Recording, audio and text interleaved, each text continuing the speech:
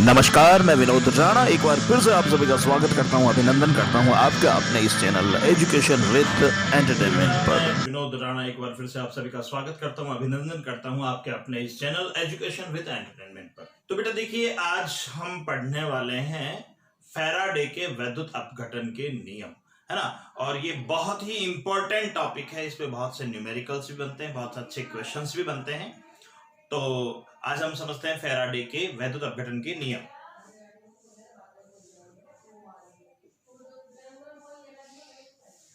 Faraday के वैद्युत अपघटन के नियम। ठीक है बेटा, तो आज हम पढ़ने वाले हैं फैराडे के वैद्युत अपघटन के नियम। तो फैराडे ने अपने वैद्युत अपघटन में दो नियम दिए थे, और वो कौन कौन से हैं?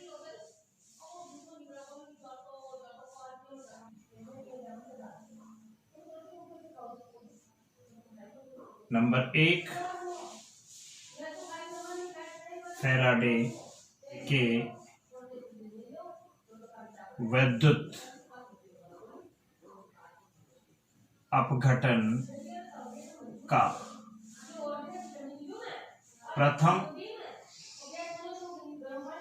नियम, और दूसरा है फैराडे के वैद्युत अपघटन का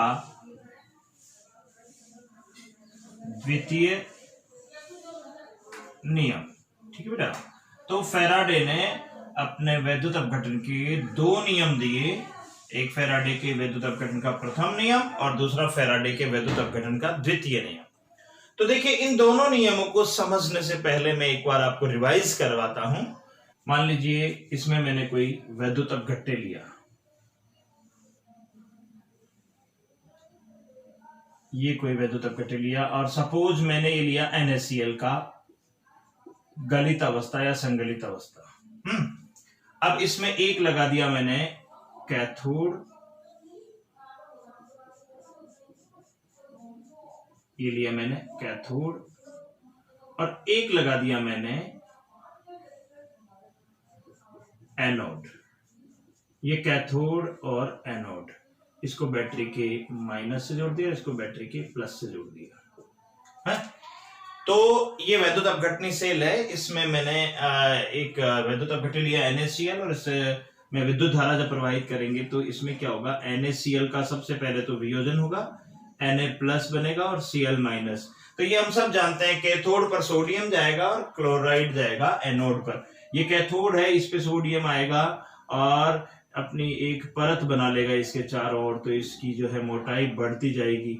तो कैथोड पे तो कौन जाएगा, कैथोड पर है, तो ये Na जो है कैथोड पर जाकर एक इलेक्ट्रॉन ग्रहण करेगा और Na में बदल जाएगा, उदासीन होकर ये इसी के ऊपर जमा हो जाएगा, और ये जो अभिक्रिया इलेक्ट्रॉन लेने की है इसको कहते हैं अपचयन, इसका अपचयन हो रहा है। एनोड पर कौन जाएगा, जो ऋणावेशित है, ऋणावेशित कौन है, क्लोराइड आयन। तो ये Cl माइनस एनोड पर जाके अपना इलेक्ट्रॉन दे देगा और हाफ Cl2 के रूप में ऑक्सीकृत हो जाएगा। इलेक्ट्रॉन देने की क्रिया ऑक्सीकरण कहलाती है, ये हम पहले पढ़ चुके हैं सारा। तो देखिए, इसमें कहने का मतलब, ये मैं वापस रिवाइज करवाने के पीछे मकसद यह है कि आप ये जान लें कि जब किसी भी वैद्युत अपघट्य का वैद्युत अपघटन किया जाता है तो धन आयन तो कैथोड पर जमा होते हैं और ऋण आयन एनोड पर जमा होते हैं। इस तरह से ये पदार्थ इन पे जमा इलेक्ट्रोलाइटिक सेल में जो ये सॉल्यूशन है घुला हुआ है, NaCl का विलयन है, और ये जो आप देख रहे हैं एनोड, ये बैटरी के प्लस सिरे से जुड़ा हुआ है, और दूसरा ये जो कैथोड है वो बैटरी के माइनस सिरे से जुड़ा हुआ है। बैटरी जो है विद्युत ऊर्जा दे रही है, जिसके कारण NaCl जो है उसका वैद्युत अपघटन हो रहा है और रासायनिक अभिक्रियाएं होती है, इसलिए हैं। और जब विद्युत ऊर्जा प्रवाहित करेंगे तो सोडियम आयन कैथोड की ओर गति करेंगे और क्लोराइड आयन एनोड की ओर गति करेंगे।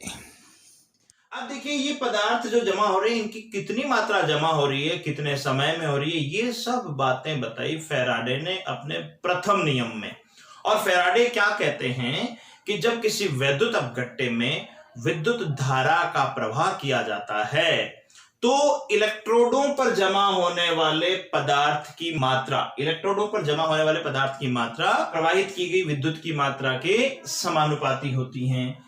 तो अगर मान लीजिए इस पर जो जमा होने वाले पदार्थ की मात्रा W ग्राम है तो W समानुपाती हो जाएगा Q। ये है फैराडे का प्रथम नियम, W समानुपाती Q है। तो जब किसी वैद्युत अपघट्टे में विद्युत धारा प्रवाहित की जाती है तो इलेक्ट्रोडों पर जमा होने वाले पदार्थ की मात्रा W प्रवाहित किए गए आवेश की मात्रा या विद्युत धारा की मात्रा Q के समानुपाती होता है। जब समानुपाती का चिन्ह हटाते हैं तो कांस्टेंट लगेगा Z इंटू Q।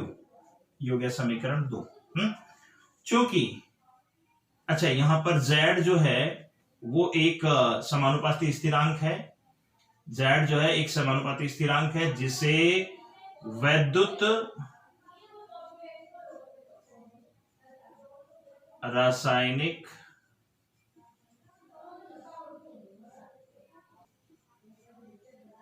तुल्यांक कहते हैं। ये भी बहुत इंपॉर्टेंट है, बहुत महत्वपूर्ण है। बहुत सी बार पेपर में एग्जाम में इसकी डेफिनेशन पूछ ली जाती है। मैं इसको स्टार बना देता हूं, इसको थोड़ा ध्यान से देख लीजिएगा। अभी मैं बताऊंगा इसकी परिभाषा कैसे बनती। चूंकि Q बराबर क्या होता है I इंटू टी। Q बराबर क्या होता है I इंटू टी। तो इस Q का मान ये वाला हम इसमें रख देंगे तो W इज इक्वल टू हो जाएगा Z into I into T. ये हो गया समीकरण 3 है। तो ये हो गया फैराडे के प्रथम नियम का समीकरण 3। अब देखिए अगर इस Z की यानी कि वैद्युत रासायनिक तुल्यांक की परिभाषा पूछ लें तो मैं यहां लिख देता हूं कि देखिए W बराबर होता है Z into I into T, है ना। तो यदि I बराबर तो मान लें हम 1 एम्पियर, I को हमने मान लिया 1 एम्पियर और T बराबर हम मान लें 1 सेकंड। I बराबर तो है 1 एम्पियर, T है 1 सेकंड। उस परिस्थिति में W इज इक्वल टू क्या हो जाएगा केवल Z हो जाएगा क्योंकि इसका मान तो 1 हो गया, इसका मान भी 1 हो गया। Z को 1 से गुणा करोगे तो Z ही आना है, फिर 1 से गुणा करोगे तो Z ही आना है। तो अब देखिए इसके अनुसार इस वैद्युत रासायनिक तुल्यांक की परिभाषा बन गई कि वैद्युत रासायनिक तुल्यांक, देखिए इसको रटना नहीं है बेटा, समझना है, रटना नहीं है। इसको समझ के आपको खुद को इसकी परिभाषा बनानी है कि वैद्युत रासायनिक तुल्यांक इलेक्ट्रोड पर एकत्रित होने वाले पदार्थ की उस मात्रा के बराबर होता है जो 1 एम्पियर की धारा 1 सेकंड तक प्रवाहित करने पर जमा हुआ हो। ऐसे भी कह सकते हैं या फिर इसकी परिभाषा ऐसे भी बन सकती है कि यदि किसी वैद्युत अपघट्ट में 1 एम्पियर की धारा 1 सेकंड तक प्रवाहित की जाती है तो इलेक्ट्रोडों पर जो पदार्थ जमा होता है वही वैद्युत रासायनिक तुल्यांक के बराबर होता है। तो इस डेफिनेशन को आप अच्छे से याद कर लीजिए, बहुत बहुत बहुत बहुत इंपॉर्टेंट है ये, इसको अच्छे से आप लर्न कर लीजिए। Is that clear? अब देखिए इसी से जुड़ी हुई एक और इंपॉर्टेंट चीज बताता हूं आपको जो बहुत काम में आने वाली है कि एक फैरड क्या होता है। एक फैरड क्या होता है? फैरड, देखिए बेटा बार बार आएगा क्योंकि इलेक्ट्रॉनों, एक फैरड जो है क्या होता है, तो एक फैरड जो होता है 1 मोल इलेक्ट्रॉनों पर उपस्थित कुल आवेश की मात्रा को एक फैरड कहते हैं। एक फैरड की डेफिनेशन क्या बन गई? 1 मोल इलेक्ट्रॉनों पर उपस्थित आवेश की कुल मात्रा 1 फैरड कहलाती है। तो हम ये कह सकते हैं माना 1 मोल में इलेक्ट्रॉन संख्या, 1 मोल में इलेक्ट्रॉन संख्या कितनी है आप हम सब जानते हैं, 11th में पढ़ा होगा कि 1 मोल में परमाणु, अणु या आयनों की या इलेक्ट्रॉनों की किसी की भी संख्या जो होती है वो आवोगाद्रो संख्या के बराबर होती है। और आवोगाद्रो संख्या कितनी होती है? 6.022 इंटू 10 की पावर 23। ये होती है 1 मोल में उपस्थित इलेक्ट्रॉनों की संख्या। और एक इलेक्ट्रॉन पर, चूंकि 1 इलेक्ट्रॉन पर आवेश है, क्योंकि 1 इलेक्ट्रॉन पर आवेश कितना होता है 1.6 इंटू 10 की पावर माइनस 19 कूलम। एक इलेक्ट्रॉन पर आवेश की मात्रा होती है 1.6 इंटू 10 की पावर माइनस 19 कूलम। तो जब एक इलेक्ट्रॉन पर इतना आवेश होता है तो एक मोल में उपस्थित टोटल इलेक्ट्रॉनों पर आवेश को कैलकुलेट करने के लिए इसको इससे गुणा कर देंगे। तो इसलिए एक मोल इलेक्ट्रॉनों पर कुल आवेश इन दोनों को मल्टीप्लाई कर देंगे तो ये हो जाएगा 6.022 इंटू 10 की पावर 23 इंटू 1.6 इंटू 10 की पावर माइनस 19। इसलिए जब इसको सॉल्व करेंगे तो 96487 आता है, जिसको अपन राउंड फिगर में 96,500 कूलम मान लेते हैं। तो राउंड फिगर में बुक्स में आपको मिलेगा 96,500। तो कहने का मतलब एक मोल इलेक्ट्रॉन जो है, एक मोल इलेक्ट्रॉन या एक मोल इलेक्ट्रॉनों को एक फैराड कहते हैं और एक फैराड किसके बराबर होता है, इसलिए हम कह सकते हैं कि एक फैराड बराबर होता है 96,500 कूलम। ठीक है, तो इस बात को हमेशा याद रखिएगा आप, बहुत काम में आने वाली चीज है ये, बहुत ही इंपॉर्टेंट है। तो देखिए एक बार मैं इसको पूरे को शॉर्ट में रिवाइज करवा देता हूं मैं आपको कि फैराडे ने वैद्युत अपघटन के 2 नियम दिए थे। फैराडे के वैद्युत अपघटन का प्रथम नियम, फैराडे के वैद्युत अपघटन का द्वितीय नियम। ठीक है, फैराडे के वैद्युत अपघटन का प्रथम नियम ये कहता है कि किसी भी वैद्युत अपघट्य में जब विद्युत धारा प्रवाहित की जाती है तो इलेक्ट्रोडों पर जमा होने वाले पदार्थ की मात्रा प्रवाहित की गई धारा की मात्रा के समानुपाती होता है, यानी W समानुपाती Q। और because of Q is equal to होता है, अच्छा यहाँ पर Z जो है वो है वैद्युत रासायनिक तुल्यांक है, और because of Q is equal to होता है I इंटू टी, तो W is equal to Z into Q की जगह ये वैल्यू पुट करेंगे तो I into T, W is equal to Z into I into T. ठीक है, अब देखिए तो ये जो है वैद्युत रासायनिक तुल्यांक Z है, इसकी परिभाषा पूछ ली जाती है। तो इसकी परिभाषा बनाने के लिए अपन I को 1 एम्पियर मानेंगे, T को 1 सेकंड मानेंगे, तो W बराबर क्या हो जाएगा Z, यानी कि विद्युत रासायनिक तुल्यांक इलेक्ट्रोडों पर जमा होने वाले उस पदार्थ की मात्रा के बराबर होता है जो 1 एम्पियर की धारा 1 सेकंड तक प्रवाहित करने पर जमा हुआ हो। ठीक है, और इसके बाद एक फैराड, एक मोल में उपस्थित इलेक्ट्रॉनों की कुल संख्या को एक फैराड कहते हैं और वो 96,500 कूलम के बराबर होता है।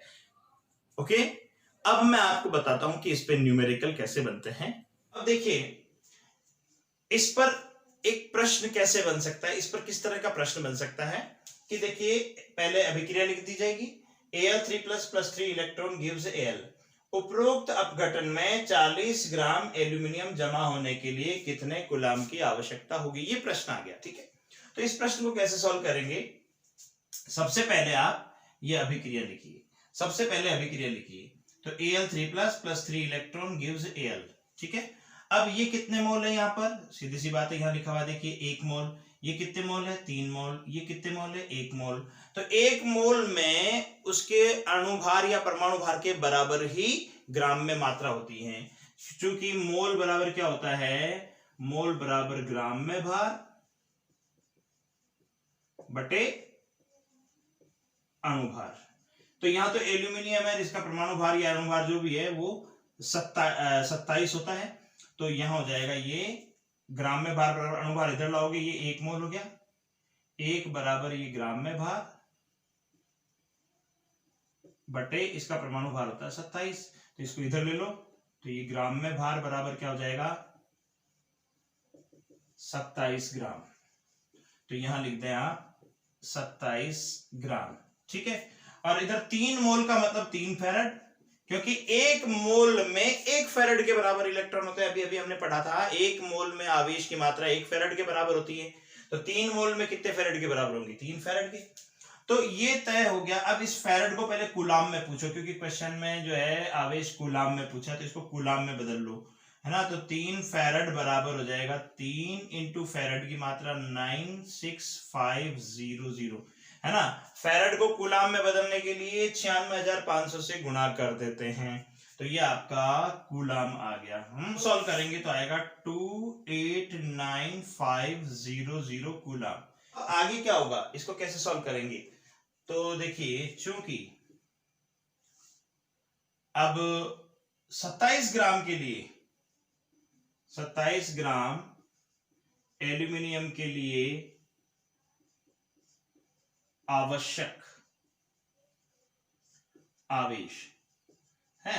27 ग्राम एल्यूमिनियम के लिए कितना आवेश चाहिए? इतना 289500 कूलम है। तो 1 ग्राम पर निकाल लो, इसलिए 1 ग्राम एल्यूमिनियम के लिए आवश्यक आवेश कितना हो जाएगा? 289500 बटे 27। ये 1 ग्राम के लिए आ गया, लेकिन प्रश्न में कितने ग्राम पूछा है? 40.5 ग्राम। तो इसको गुणा कर दो इससे, इसलिए 40.5 ग्राम एल्यूमिनियम के जमा होने के लिए जो आवेश चाहिए वो है 289500 अपॉन 27 इंटू 40.5। इसको जब सॉल्व करेंगे तो आ जाएगा 4.342 इंटू 10⁵ कूलम। इसको सॉल्व करेंगे तो ये आ जाएगा यहां पर 4.342 इंटू 10⁵ कूलम। ठीक है, ओके। तो लीजिए बेटा, अब हम स्टार्ट करते हैं फैराडे का द्वितीय नियम। अब हम पढ़ते हैं फैराडे का द्वितीय नियम। मान लीजिए मैंने 2 इलेक्ट्रोलाइट लिए अलग अलग। सपोज ये है AgCl। एक और इलेक्ट्रोलाइट लिया मैंने MgSO4। ठीक है, इसमें भी 2 कैथोड और एनोड लगा दिए,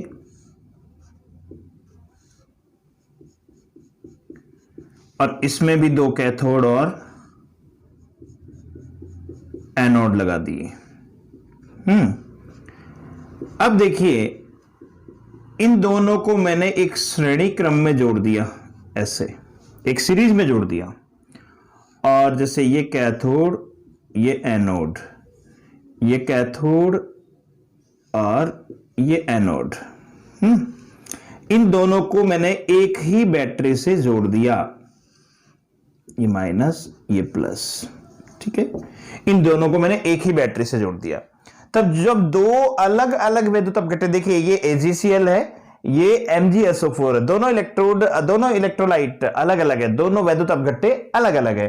तो जब दोनों वैद्युत अपघट्यों को एक ही बैटरी से जोड़ा, यानी कि दोनों में एक ही विद्युत धारा जा रही है, और समान समय के, जितने समय के लिए जितनी विद्युत धारा इसमें जा रही है, उतने ही समय के लिए इसमें भी उतनी ही विद्युत धारा जा रही है। तो ऐसे में इन इलेक्ट्रोडों पर जो पदार्थ जमा होगा, जैसे इसके कैथोड पर तो सिल्वर जमा होगा Ag है, और इसके इलेक्ट्रोड पर जो है मैग्नीशियम जमा होगा Mg, क्योंकि धनायन ही कैथोड पर जमा होता है। इसका धनायन Mg कैथोड पर ये जमा होगा, इसका धनायन Ag इस कैथोड पर जमा होगा। तो ये जो जमा होने वाले पदार्थ की जो मात्रा है, इनके तुल्यांकी भारों के समानुपाती होता है। ये है फैराडे के वैद्युत अपघटन का द्वितीय नियम। तो इसकी डेफिनेशन क्या बनी कि यदि 2 भिन्न भिन्न वैद्युत अपघट्यों में विद्युत की समान मात्रा समान समय तक प्रवाहित की जाती है, तो इलेक्ट्रोडों पर एकत्रित होने वाले पदार्थ की मात्रा उनके तुल्यांकी भारों के समानुपाती होती हैं। यानी कि मान लीजिए एक वैद्युत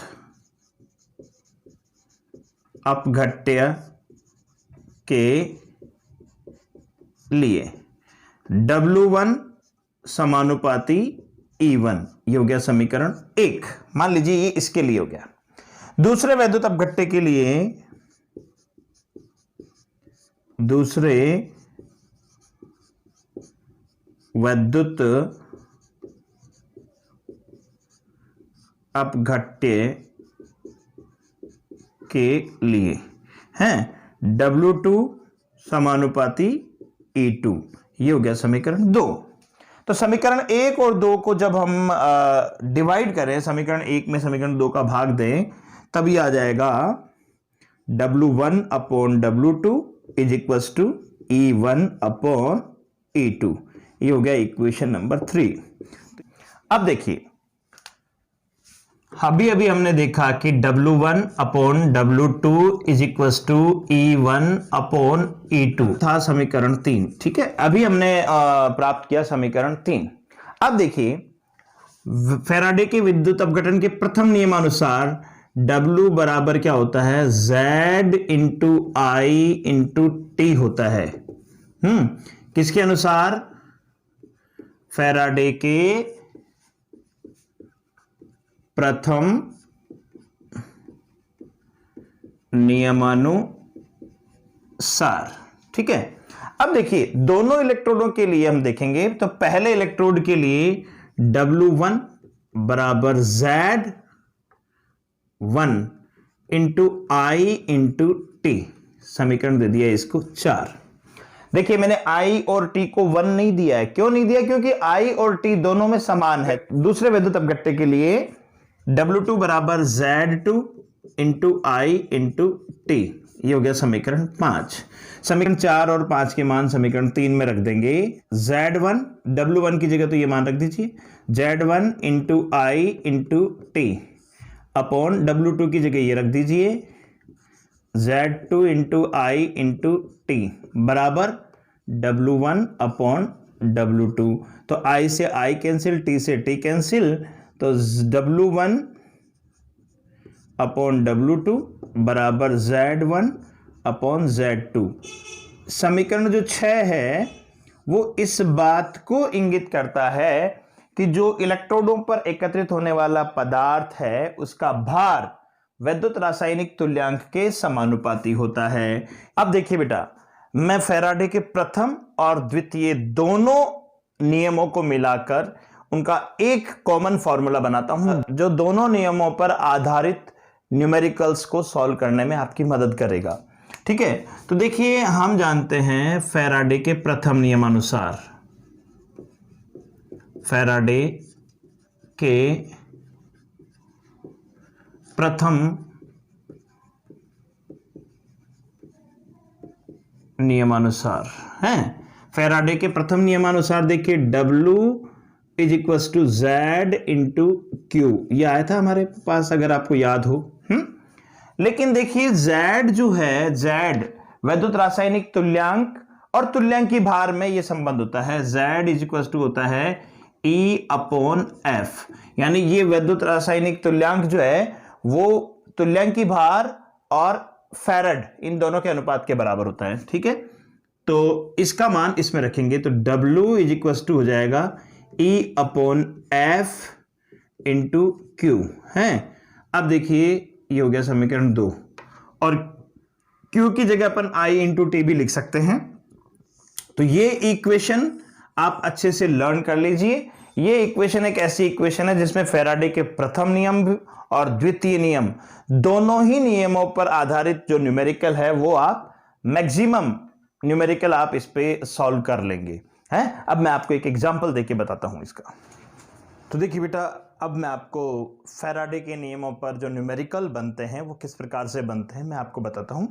देखिए फैराडे के नियम में मुख्य रूप से आपने देखा है पूरे दोनों नियमों में ये 3 सूत्र प्राप्त होते हैं। पहला तो फैराडे के प्रथम नियम का सूत्र होता है W is equal to Z into Q, W is equal to Z into Q, ये पहला केवल फैराडे का प्रथम नियम का सूत्र है। और W1 upon W2 is equal to E1 upon E2, ये फैराडे के द्वितीय नियम का सूत्र है? और W is equal to E upon F into Q, यानी W is equal to Z into Q होता है। क्यू की जगह जरूरत पड़े तो I इंटू टी भी ले सकते हैं आप।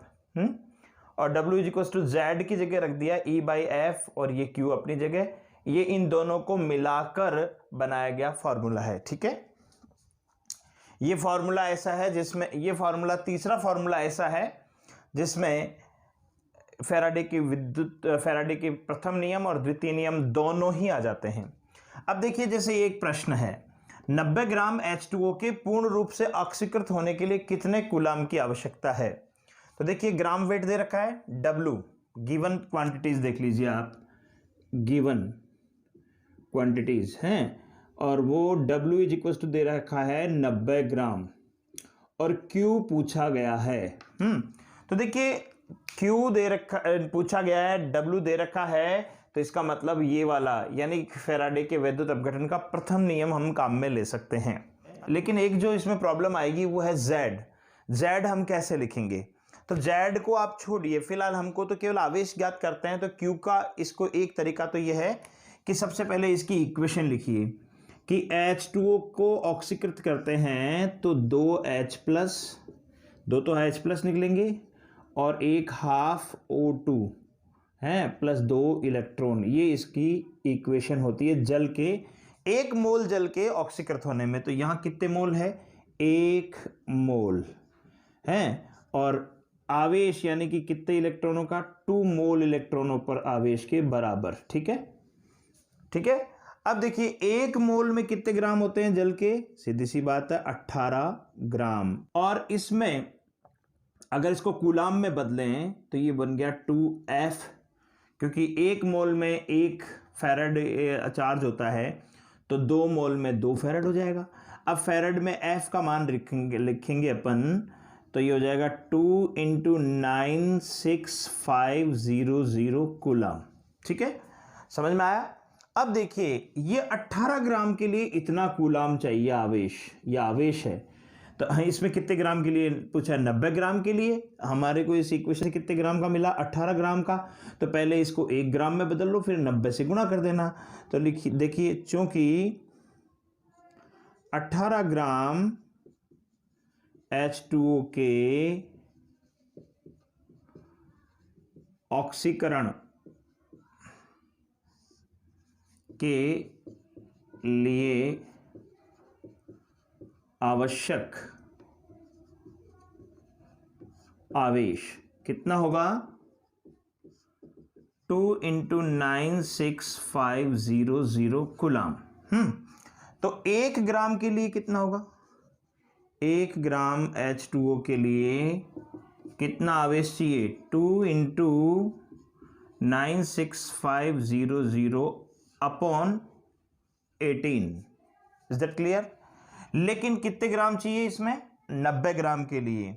इसलिए 90 ग्राम H2O के ऑक्सीकरण के लिए आवश्यक आवेश 2 × 96500 अपॉन 18 × 90। तो इसको सॉल्व कर लें। ये तो हो जाएगा 10, ये हो जाएगा 2 और ये 2 से 2 कैंसिल। तो ये इसको सॉल्व करेंगे, आ जाएगा 96500 कूलाम। एक इक्वेशन, इसका आंसर आ जाएगा ये।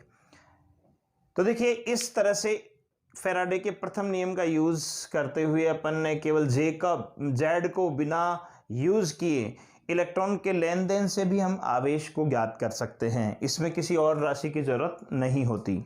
दूसरा प्रश्न जो है फैराडे के वैद्युत अपघटन के द्वितीय नियम पर, यानी कि इस पे बेस्ड है। कैसे?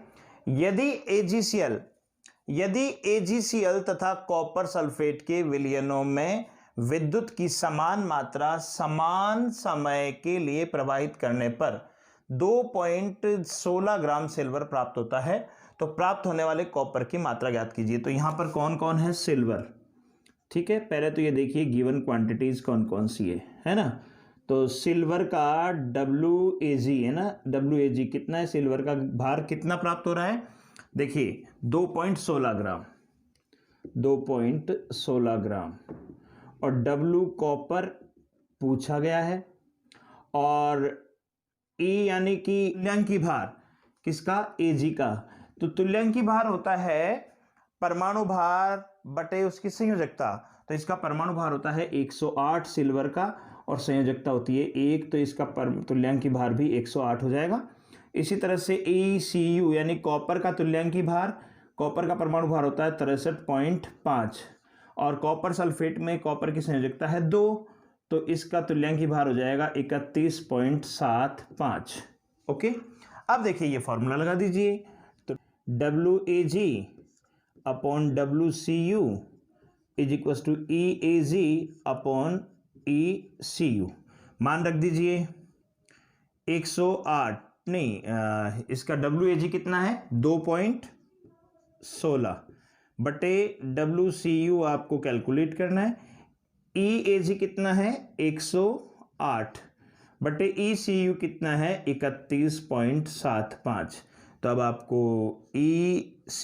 WCU जो है कैलकुलेट करना है, तो 2.16 इंटू 31.75 बटे 108 सॉल्व करेंगे तो आंसर आ जाएगा 0.635 ग्राम। ओके, अब मैं ऐसा एग्जांपल दे रहा हूं जिसमें फैराडे के वैद्युत अपघटन के प्रथम नियम से भी हो सकता है और इस दोनों नियम को मिलाकर ये जो नियम है इससे भी हो सकता है। ये दोनों ही फॉर्मूले से हो सकता है ना। तो पहले मैं अलग अलग करके आपको दोनों फॉर्मूले से बना के बताता हूं, ठीक है। क्वेश्चन है, कॉपर सल्फेट के विलयन में 1.5 एम्पियर की विद्युत धारा 10 मिनट तक प्रवाहित की गई, ठीक है। तो कैथोड पर प्राप्त होने वाले कॉपर की मात्रा ज्ञात कीजिए, यानी कि W आपको पता करना है। तो ये कैसे होगा, इसमें I = 1.5 एम्पियर दे रखा है, T = 10 मिनट दे रखा है, W = ज्ञात करना है और Q इन दोनों को गुना कर देंगे क्योंकि Q = होता है I × T है। तो इसको दो तरह से कर सकते हैं। एक तरीका तो वो जो पहले क्वेश्चन में हमने किया था इसकी इक्वेशन से, है ना, इस कॉपर के इक्वेशन से। तो देखिए कैसे कर सकते हैं, Cu2+ है, ये 2 इलेक्ट्रॉन ग्रहण करेगा और Cu में बदलेगा। तो यहां कितने मोल है, 1 मोल, और इलेक्ट्रॉन चार्ज कितने हैं, 2 मोल, ठीक है। तो 1 मोल कॉपर में कितने ग्राम होंगे, 63.5 ग्राम हम जानते हैं। और इसमें कितना कूलाम हो जाएगा, 2 फैराड के इक्वल, यानी कि 2 × 96500 कूलाम। तो इतने ग्राम के लिए इतने कूलाम चाहिए। तो देखिए चूंकि 2 × 96500 कूलाम आवेश प्रवाहित करने पर प्राप्त कॉपर कितना आएगा, इतना आवेश प्रवाहित करने पर ये कॉपर प्राप्त होता है, यानी कि 63.5 ग्राम, 63.5 ग्राम।